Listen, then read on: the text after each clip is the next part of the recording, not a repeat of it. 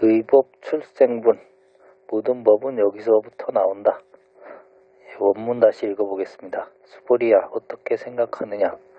만일 어떤 사람이 3천, 4천 세계의 칠보를 가득 채워서 보시했다면 이 사람이 얻는 복덕은 얼마나 많겠느냐? 수보리가 여쭈었다. 아주 많사옵니다. 세준이시여.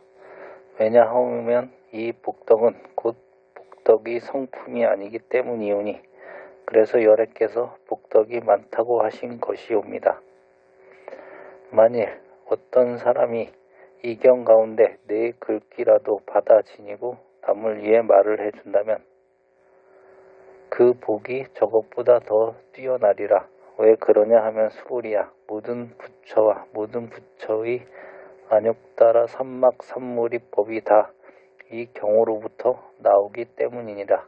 수보리야, 이른바 불법이란 곧 불법이 아니리라. 해설. 여기서부터 수보리 존자의 대답을 들으시고 나서 다시 부처님께서 물질로 지은 복은 마음의 복에 비교할 바가 아니라는 말씀을 하십니다. 만일 어떤 사람이 누구든지 이 금강경이 4구절만 배워서 읽고 남이 알아듣도록 해설해 준다면 금강경 전부가 아니라도 어느 한 구절 16자만이라도 설명해 줄 수 있다면 그 사람의 복이야말로 우주를 다 차지하고도 남을 것이니 그 복은 10억 세계의 칠보를 보시한 복덕보다 비교할 수 없이 많다고 말씀하셨는데 그 말을 듣는 사람도 그 뜻을 알아들었으면 그 복이 한 가지입니다. 사국에는 제5 열이 실견분이 범수유상 계시효망 약견재산 비상 즉견열애 라고 하는 16자와 같은 글귀를 말합니다. 이 글귀의 뜻만이라도 잘 가르쳐 주어서 보리심을 일으키게 하라는 것입니다. 6조 해능대사는 금강경의 응무수주 이생기심이란 법문을 강의하는 것을 한 번 듣고 일자무식한 나무 장사하는 소년으로 그 자리에서 마음을 깨쳤습니다. 6조 대사와 같이 대번에 이렇게 되기는 어렵다고 하더라도 과학자, 철학자, 종교가 등 많은 사람이 이 사구계를 해설하는 그 뜻을 알아듣고 육체가 나라고 하던 마음을 돌이켜서 나 자신을 알아봐야겠다. 이 마음을 깨쳐야 되겠구나. 산 보면 높은 줄 알고 물 보면 깊은 줄 아는 이것만 깨치면 우주의 주인공이고 생사를 해탈하는 굉장한 게 있는 걸 몰랐구나. 부처님을 믿고 절에 가서 불공하고 기도한다.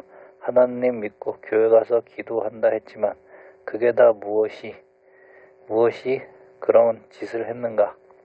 복을 받아 보았자 제가 지은 것만큼 받고는 또 가난뱅이 되고 지옥도 가고 그러는 것이니 그런 것은 다 완전한 것이 못되고 참된 복이 아니구나 하는 마음이 생기도록 잘 설명해 준다면 곧 부처가 되도록 하는 것이고 10억 세계의 칠보를 가지고 자선사업을 한 것보다 복덕이 더 클 것은 당연합니다.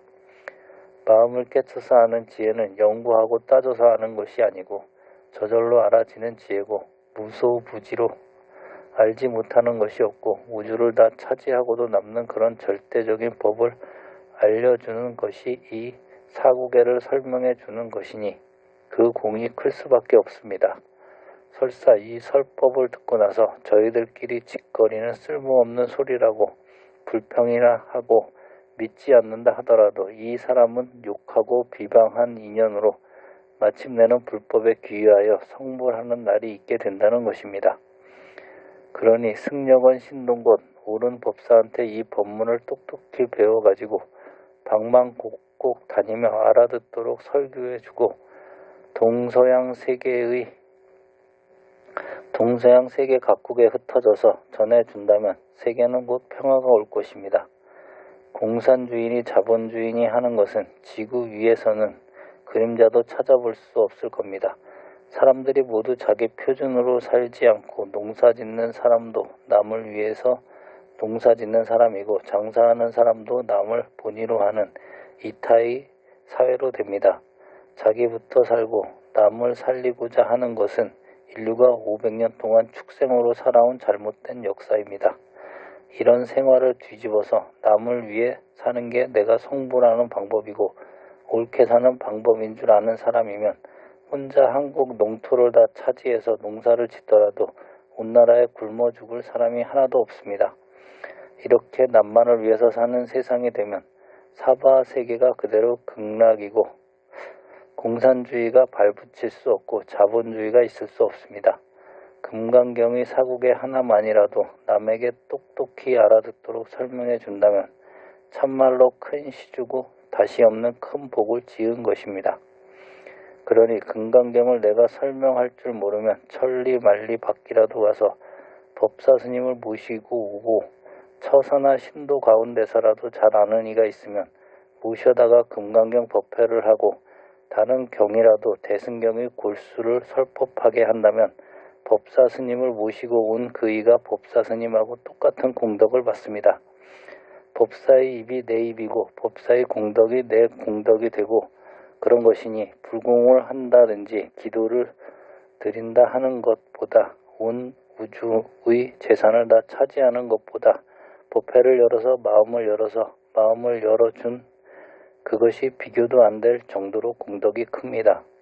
이것이 정말 인류 정화고 불교 정화입니다. 그러니 견성했다고 정멸의 열반에만 머물러 있으면 그것은 불교도도 아니고 소승불교에 불과합니다.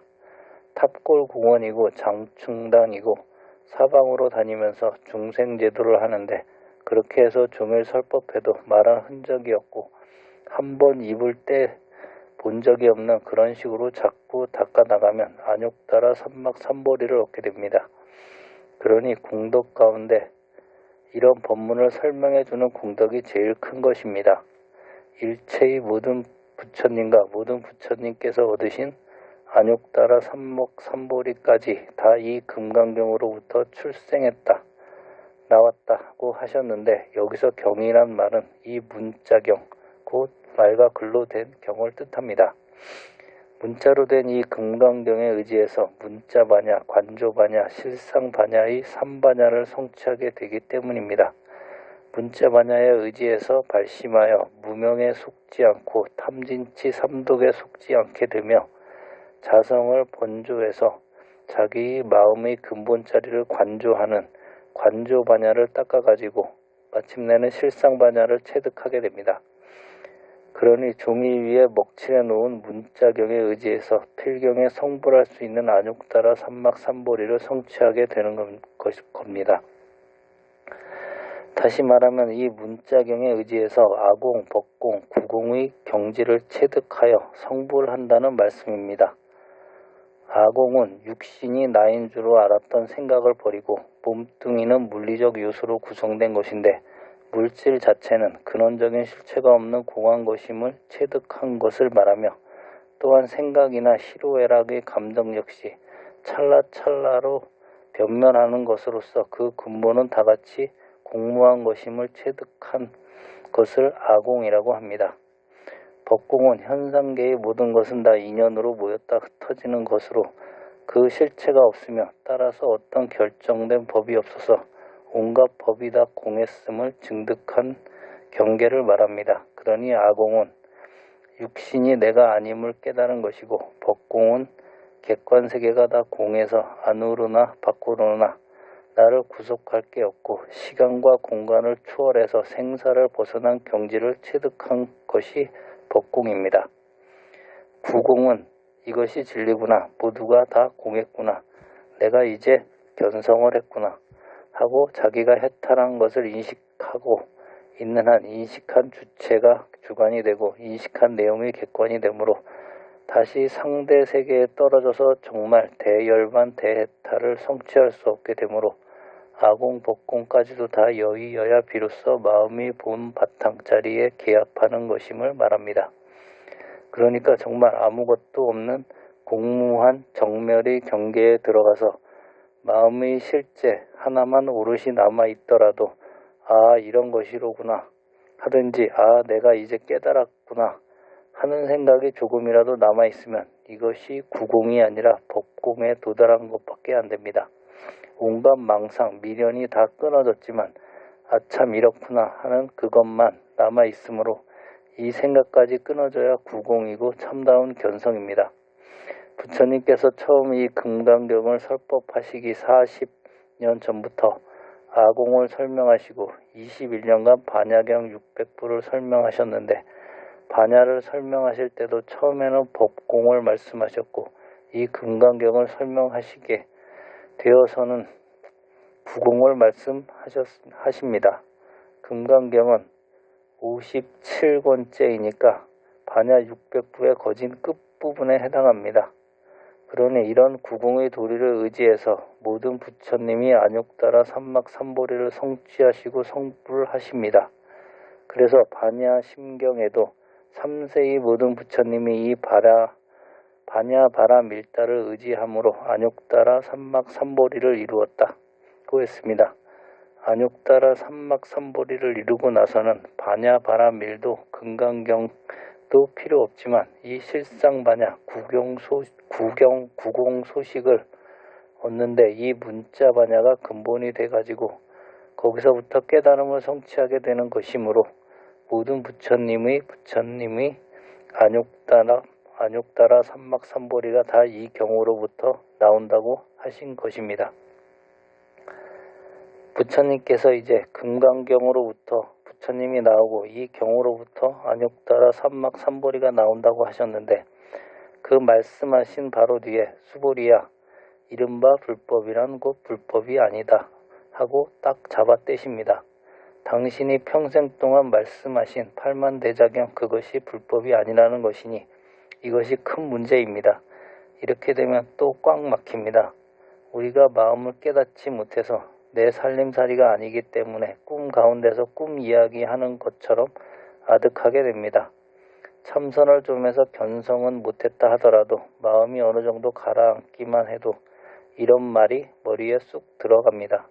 이런 문제가 나오면 혼비백산이 되고 어떤 정의나 개념이 성립될 수 없어서 언어의 표현으로 뜻을 전달할 수 없고 생각으로 헤아려 볼 수 없는 문제입니다. 여기서는 한번 머리를 숙이고 참고해봐야 합니다. 참으로 몇 번 죽었다 깨어나기 전에는 입김도 안 들어갑니다. 불법은 천당에 가는 얘기도 지옥에 가는 얘기도 아니고 철학자나 과학자가 되는 얘기도 아니고 이것을 의지하면 부처가 될 수 있는 법입니다. 부처님의 말씀에 의지하고 경전에 의지해서 보리심을 일으키는 도리를 알아서 참된 발심을 해가지고 또 수도하는 방법까지 배워가지고 선지식 지도에 의지해서 필경에는 성불하고 안욕따라 삼막삼보리를 체득하게 된다고 하십니다. 이때까지 꼭 내 부처님이 시키는 대로 내 얘기만 듣고 그대로 해야지 다른 얘기 들으면 안 된다. 다른 얘기 듣고 다른 데로 가다가는 성불하지 못한다. 이렇게 40년 동안 고구정념으로 말씀하셨고 또 이렇게 보살들을 잘 혼념하시고 부촉하신다고 했습니다. 그런데 여기서는 불법이 아니라고 딱 잡아떼시니 그러면 어떤 게 불법이겠습니까? 부처님께서 거짓말 하시는 것도 아니고 엉뚱한 말 하시기 위한 말씀도 아니고 이 말도 꼭 있어야 하겠기에 하신 말씀입니다. 이 말씀을 안 하면 불법이 잘못 전해질 논리적 결함이 생기므로 그래서 그 논리적 의의를 가지고 있는 말씀입니다. 정말 이런 엉뚱한 말이 나올 적에 성근이 있는 사람이면 그 자리에서 딱 해쳐서 대번의 생사를 초월해버리고 불법을 성취할 것입니다. 이런 문제 때문에 옛날부터 공부하는 이들이 다시 한번 재출가를 해가지고 방방곡곡 다니면서 어떤 게 불법이냐 하고 묻습니다. 그래도 마음이 확연해지지 않으니까 또 다른 이한테 찾아갑니다. 그이가 잘못 깨쳐서 설명이 철저하지 못해서 그런가 내가 이것을 깨치지 못하는 것인가 하고 일평생 찾아다니며 꼭 알고야 말겠다는 일념뿐 딴 생각은 아무것도 없는 도저한 경지가 되면 그때는 선지식, 선사의 말이 푹 들어와서 깨치게 됩니다. 혹 부궁의 도리를 몰라서 법공에 이끌릴까 해서 하신 말씀으로 생각할지 모르나 그렇지만 여기서는 이미 구공까지 넘어져서 하는 소리며 구공까지 체득했더라도 구공에 떨어져 있음을 경계하는 말씀입니다. 지금까지 부처님이 한 소리는 아무것도 아니고 도깨비 같은 소리니 거기에만 이끌려서도 안 된다는 뜻입니다. 그렇지만 또 그렇다고 해서 팔만대장경을 다 불질러버리고 보지도 않을 경이냐 하면 그런 것은 아닙니다. 부처님께서 처음 40년 동안 하신 설법은 말로도 할 수 있고 이론으로도 할 수 있으며 생각도 할 수 있는 대목이지만 구공에 들어서면 말도 아니고 생각도 아니고 생각 아닌 것도 아니지만 구공의 불법인 줄 알면 안 됩니다. 그러면 실제로 어떤 것이 불법인가 분명하고 오롯한 실제를 끄집어내야 합니다. 이 문제는 우선 숙제로 두기로 합니다.